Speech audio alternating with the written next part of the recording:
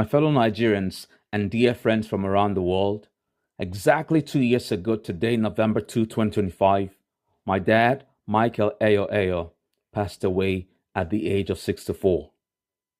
On this second anniversary of his passing, I'd like to share with you just how much he loved Nigeria, how much he cared about her progress, and how much he truly believed in my calling to be president of Nigeria in the future. But first, I'll take you back to the moment I received news of his passing. In September 2023, I started editing an autobiography written by a very good friend of mine, in which he shared some powerful life lessons. By the end of October, I was done with the first two chapters. On November 1, I started editing chapter 3. Interestingly, in chapter 3, my friend narrated how he received news of his dad's passing while he was at the university. As you would imagine, I was quite touched reading about how my friend dealt with that very painful experience.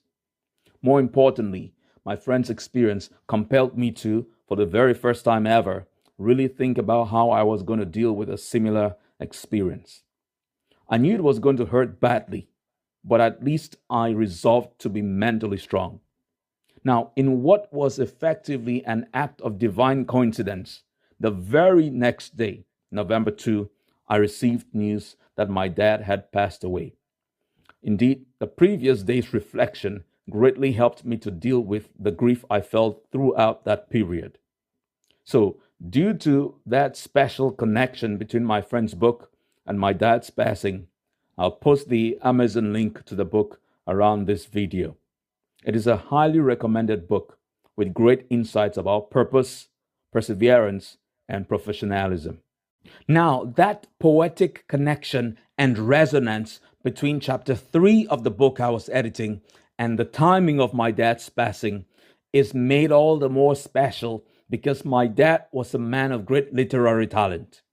Indeed, in the roughly 12 years prior to his passing, my dad, who had enrolled into the University of Calabar, that is the capital city of our home state of Cross River, to study theater arts, rekindled his love for theater arts by playing key roles in movies involving some prominent Nigerian and Cameroonian actors and actresses, such as Before the Sunrise, The Great Obligation, Neglected Obligation, Clash of Inheritance, Tenacity, Troubled Kingdom, and Kiss of Death.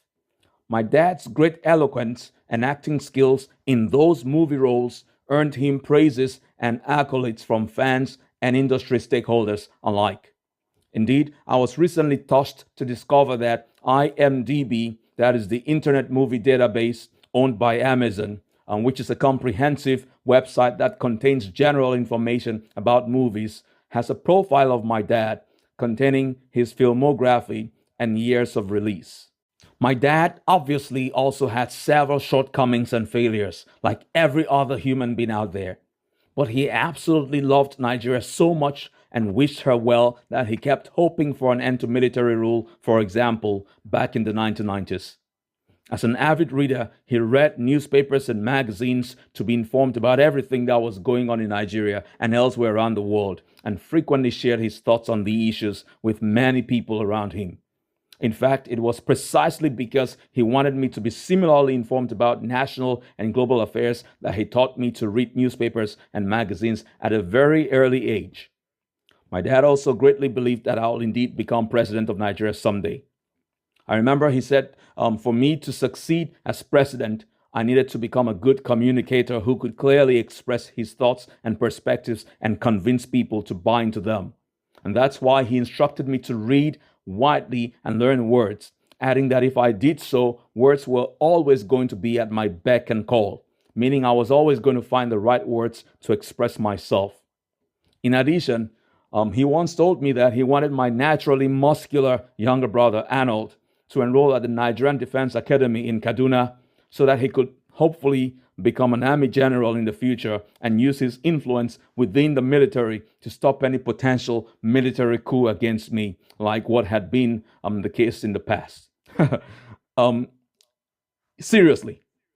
But yes, not only was my dad confident that I'll be president of Nigeria someday, he also wanted me to succeed as president because he knows I really love Nigeria very, very much and mean well for her. And that's a thought I'll cherish until that day indeed comes. May my dad continue to rest in peace, and may God bless the Federal Republic of Nigeria.